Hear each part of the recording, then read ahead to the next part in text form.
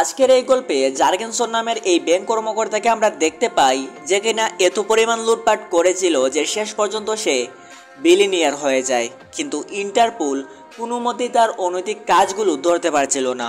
তাই তারা এমন একটা কাজ করে যেটা আপনার কল্পনাকেও হার মানাবে।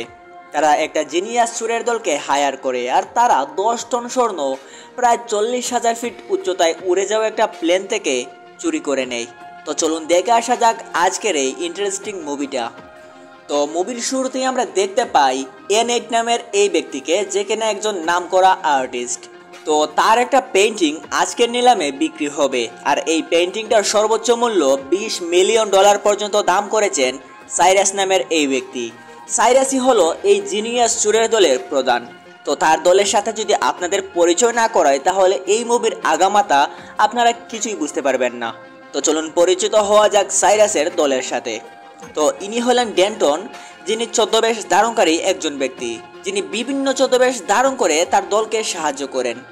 এই মেয়েটার নাম হলো ক্যামিলা, যেখানে একজন দক্ষ পাইলট। আর এই মেয়েটার নাম মিসান, এ হলো এই দলের একজন হ্যাকার এবং প্রযুক্তি বিশেষজ্ঞ। আর এর নাম হলো ম্যাগনাস, সে একজন সেফ ক্র্যাকার, মানে অত্যাধুনিক সব তালাকুলা তার বাহাতের কেল। আর এর নাম হলো লুক, এর টেক বিশেষজ্ঞ, মানে ছোটোখাটো সব যন্ত্রপাতি আবিষ্কার করাই এর কাজ। তো আমরা যেখানটায় ছিলাম N8 নামের এই বিখ্যাত আর্টিস্ট, যার একটা পেইন্টিং আজকের নিলামে উঠেছে। আর এই নিলামটা ইতালির ভেনিসে আয়োজন করা হয়েছে। আর এই নিলাম হাউসের আরেকটা শাখা আছে যেটা লন্ডনে, সেখানে অত্যন্ত দামি আরেকটা পেইন্টিং আছে। তো N8 এই পেইন্টিংটা যখন নিলাম হচ্ছিল তখন মিসান লন্ডনে থাকা সেই নিলাম হাউসে সাইবার হামলা চালায়। যেহেতু লন্ডনে থাকা নিলাম হাউসের সাথে ভেনিসের নিলাম হাউসের একটা সম্পর্ক ছিল, তাই দুই জায়গাতে একসাথে ইনফ্রারেড অ্যালার্ম বেজে ওঠে। আর এই সুযোগে সাইরাস N8কে কিডন্যাপ করে নেয়, কিন্তু N8 জানতোই না যে তাকে কিডন্যাপ করা হয়েছে। আর এই ফাঁকে লন্ডনে যে দামি পেইন্টিংটা ছিল সেটা ম্যাগনাসও চুরি করে নেয়। তো এখানে আমরা দেখতে পাই এবিকে, যে কিনা ইন্টারপোলের একজন অফিসার। তো এখানে সবচেয়ে মজার বিষয় হলো এবি ছিল সাইরাসের প্রাক্তন, আর সে ভালো করেই জানতো সাইরাস একজন জিনিয়াস চোর। তাই এবি তাকে ফলো করতে শুরু করে। আর তারা যে সমুদ্র দিয়ে যাচ্ছিল তার নিচে একটা ব্যারিকেড ছিল, আর মিসান সেটাকে হ্যাক করে ফেলে। আর তারা বেরিয়ে যাওয়ার পরেই সেই ব্যারিকেড উপরে উঠে যায়, তাই এবিও তাদের আর ফলো করতে পারছিল না। তো পরদিন যখন সারা দেশে এই খবরটা ছড়িয়ে পড়ে যে N8 কিডন্যাপ হয়েছেন, তখন N8 পেইন্টিংয়ের দাম হু হু করে বাড়তে থাকে, কারণ মানুষ মনে করছিল এটাই হয়তো N8 জীবনের শেষ পেইন্টিং। আর এই পেইন্টিংয়ের দাম বাড়তে বাড়তে $20 মিলিয়ন থেকে $89 মিলিয়ন হয়ে যায়। আর এটা থেকে N8 সাইরাসের দলে যোগ দেয়। তাই সাইরাস থেকে 20 মিলিয়নের জায়গায় 27 মিলিয়ন দিয়ে দেয়। তো এইভাবে তারা মানুষকে ধোঁকা দিচ্ছিল। আর এইদিকে এবিও সাইরাসের দলের সেই ছদ্মবেশী ডেন্টনকে গ্রেপ্তার করে ফেলে। তো সাইরাস একটা গিফটের মাধ্যমে জানায় যে সে এখন লন্ডনে আছে। তো এবি যখন সাইরাসকে ধরতে যাচ্ছিল তখন ইন্টারপোলের এক হেড অফিসার এবিকে নিষেধ করে বলে যে সে যেন সাইরাসকে গ্রেপ্তার না করে। তখন এবি রাগ দেখিয়ে বলে সে একজন চোর, তাকে গ্রেপ্তার করা উচিত। তখন ইন্টারপোলের সেই অফিসার জার্গেনসনের কথা এবিকে বলে, যে কিনা শহরে বন্যা তৈরি করার জন্য একটা হ্যাকার দলকে $500 মিলিয়ন মূল্যের সোনা দিয়ে দেওয়ার প্রতিশ্রুতি দিয়েছে। তখন ইন্টারপোলের এই হেড অফিসার এবিকে বলে আমরা তার অনৈতিক কাজগুলো ধরতে পারছি না, কারণ সে আমাদের চাইতে অনেক চালাক। তাই আমরা এই মিশনে সাইরাসকে ব্যবহার করব, আর এর বিনিময়ে তাকে আমরা ছেড়ে দেব। তো এখন অনেকের মনে প্রশ্ন আসতে পারে যে শহরের মধ্যে বন্যা তৈরি করে জার্গেনসনের আসলে লাভটা কি।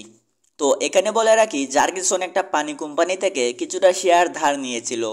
তো যখন সেই শেয়ারের দাম বেড়ে যায় তখন সে এই শেয়ারগুলো বিক্রি করে দেয়। আর যখন শহরে বন্যা তৈরি হয় তখন সেই পানি কোম্পানি লসের মধ্যে পড়ে যায় আর তাদের শেয়ারের দাম একদম কমে যায়। তখন জার্গেনসন সেই বিক্রি করা শেয়ারগুলো আবার কম দামে কিনে নেয় আর কোম্পানিকে ফেরত দিয়ে দেয়। তো আশা করি এই বিষয়টা আপনারা বুঝতে পারছেন। এই ইন্টারপোলের অফিসার যখন এবিকে এই বিষয়ে বলছিল তখন এবিও রাজি হয়ে যায়। তাই সে সাইরাসের কাছে যায় আর বলে জার্গেনসন নামের এক শীর্ষ সন্ত্রাসীর কাছ থেকে $500 মিলিয়ন 10 টন স্বর্ণ তোমাকে চুরি করতে হবে, আর যদি তুমি এটা না করো তাহলে ডেন্টন জেলে পচেই মরবে। সাইরাস ভালো করে জানতো জার্গেনসনের পথে বাধা হয়ে আসলে জার্গেনসন তাকে মেরে ফেলে, কিন্তু তার আর কিছুই করার ছিল না। তাই সে বাধ্য হয়েই এই প্রস্তাবে রাজি হয়ে যায়। আর সাইরাসের টিম জানায় যে তারাও তার সাথে এই মিশনে সাহায্য করবে। কিন্তু সাইরাস এবিকে বলে, আমরা এই মিশনে তখনই যাব যখন তুমি আমাদের দলে থাকবে, কারণ তার মনে একটা সন্দেহ ছিল যে ইন্টারপোল তার সাথে চিটিং করতে পারে। তখন এবি বলে, ইন্টারপোল কখনোই এটার অনুমতি দেবে না, কিন্তু ভাগ্যক্রমে ইন্টারপোল এটারও অনুমতি দিয়ে দেয়। তো এবিকে তাদের সাথে যেতে দেওয়ার একটা কারণ আছে, যেটা আস্তে আস্তে জানতে পারবেন। যখন সাইরাস এই মিশনে রাজি হয়ে যায়, তখন এবি তাদের সব কিছু বুঝাতে থাকে যে কিভাবে কি করতে হবে। তাদের প্রয়োজন ছিল ছোট একটা জেট বিমান, যেটা দিয়ে তারা স্বর্ণগুলো চুরি করার প্ল্যান করছিল। তো তারা প্রাইভেট এভিয়েশন এক্সপার্ট কার্টারের কাছে যায় আর বলে, তোমার প্ল্যানটা আমাদের প্রয়োজন। কিন্তু কার্টার তার প্ল্যানটা দিতে চাইছিল না, কারণ এটা আকাশে উড়ার অনুমতি ছিল না।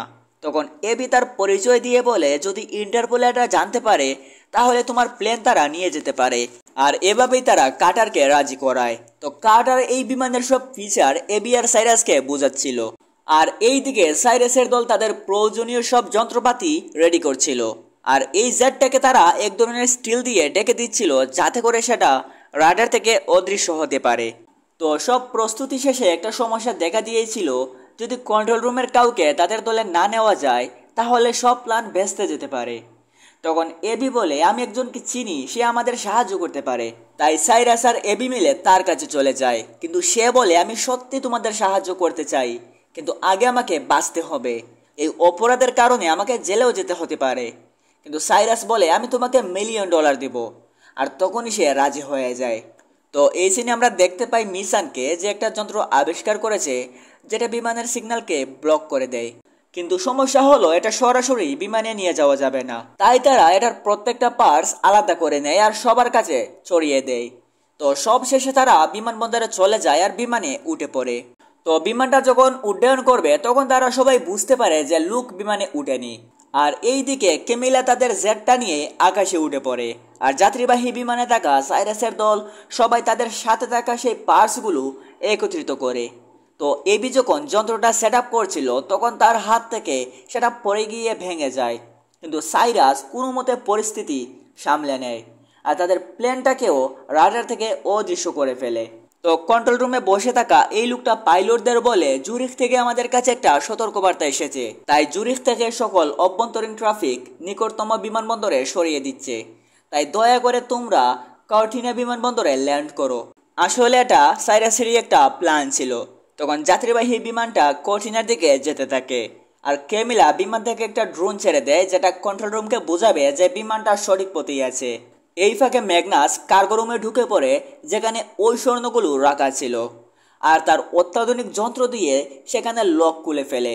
তো আগে একটা কথা জানিয়ে রাখি, কার্গো রুমে স্বর্ণের বক্স কিন্তু একটা ছিল না, সাইরাসের দল আরেকটা নকল স্বর্ণের বক্স নিয়ে যাচ্ছিল। তো ম্যাগনাস আসল স্বর্ণের জায়গায় নকল স্বর্ণগুলো রেখে দেয়। কিন্তু সেই বিমানে থাকা জার্গেনসনের লোকেরা এটা চাইছিল না যে বিমানটা কর্টিনাতে ল্যান্ড করুক, তাই তারা বিমানটাকে হাইজ্যাক করে নেয়। কিন্তু ততক্ষণে বিমানটা কর্টিনাতে ল্যান্ড করে ফেলে আর তাদের পিছু পিছু কেমিলাও সেখানে ল্যান্ড করে। আর জার্গেনসনের লোকেরা এবি, সাইরাস আর ম্যাগনাসকে বন্দুকের মুখে জিম্মি করে। যেহেতু বড় বিমানটা আর উড়ার মতো অবস্থায় ছিল না, তাই তারা কেমিলাকে জিম্মি করে সেই ছোট জেটটাকে নিয়ে সেখান থেকে রওনা হয়। তখন ইন্টারপোলের এই কর্মকর্তা এই হেড অফিসারকে বলে, কিছু হাইজ্যাকার একটা যাত্রীবাহী বিমান থেকে কিছু যাত্রীকে জিম্মি করে একটা প্রাইভেট জেটে করে নিয়ে যাচ্ছে, আর আমরা সেটাকে ট্র্যাকও করতে পারছি না।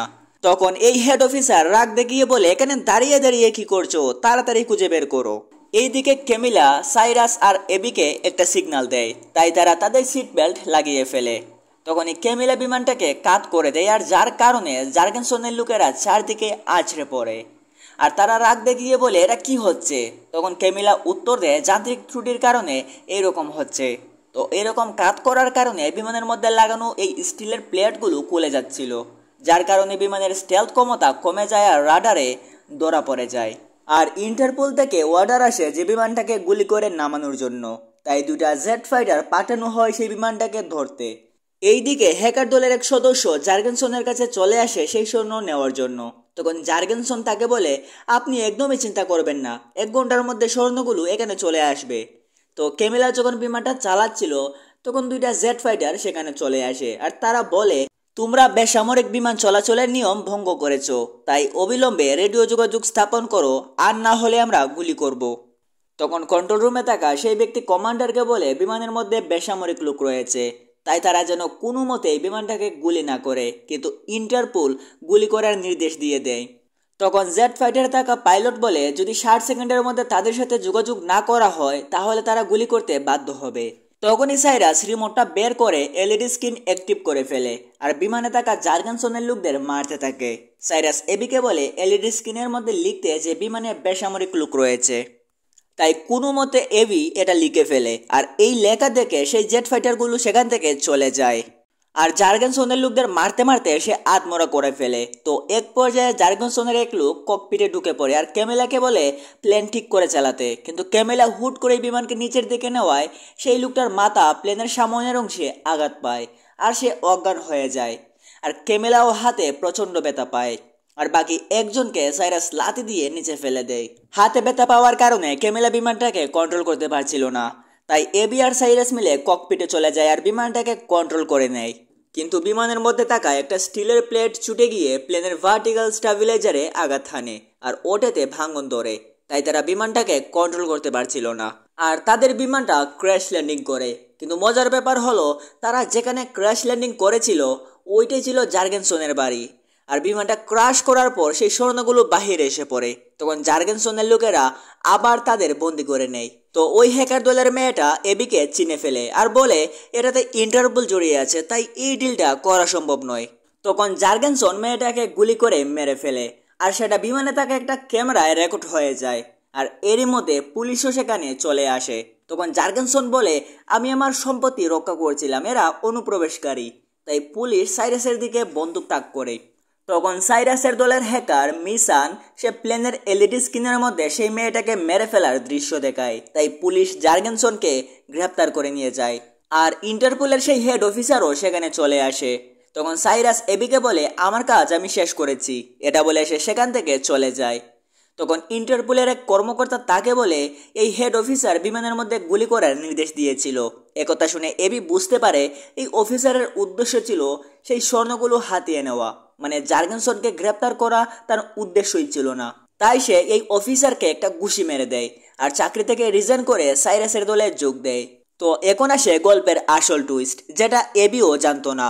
আমরা একটা সিনে দেখতে পেয়েছিলাম যে লোক বিমানে উঠতে পারেনি, কিন্তু মজার ব্যাপার হলো ইচ্ছে করেই সে বিমানে উঠেনি, কারণ ম্যাগনাস সেই যাত্রীবাহী বিমান থেকে স্বর্ণগুলো প্যারাশুটের মাধ্যমে নিচে ফেলে দিয়েছিল আর লুক একটা রিমোটের মাধ্যমে সেটা কন্ট্রোল করে নিরাপদ স্থানে নিয়ে আসে। আর জার্গেনসনের বাড়িতে যে স্বর্ণগুলো আছে এগুলা আসল নয়। ম্যাগনাস আসল স্বর্ণগুলো বিমান থেকে ফেলে দিয়ে তার জায়গায় নকল স্বর্ণ রেখে দেয় আর জার্গেনসনের লোকেরা এটাকে আসল ভেবে এই জেটে নিয়ে আসছিল। তো এই কথাগুলো শুনে এবি বেশ অবাক হয় আর হেসে ওঠে। এরপর তারা সবাই মিলে মনোমুগ্ধকর একটা জায়গায় দেখা করে আর এভাবেই আজকের এই সিনেমা শেষ হয়ে যায়। তো যাই হোক, আজকের এই ভিডিওটা যদি আপনাদের কাছে ভালো লেগে থাকে তাহলে অবশ্যই এই ভিডিওতে একটা লাইক দিয়ে চ্যানেলটাকে সাবস্ক্রাইব করে রাখবেন।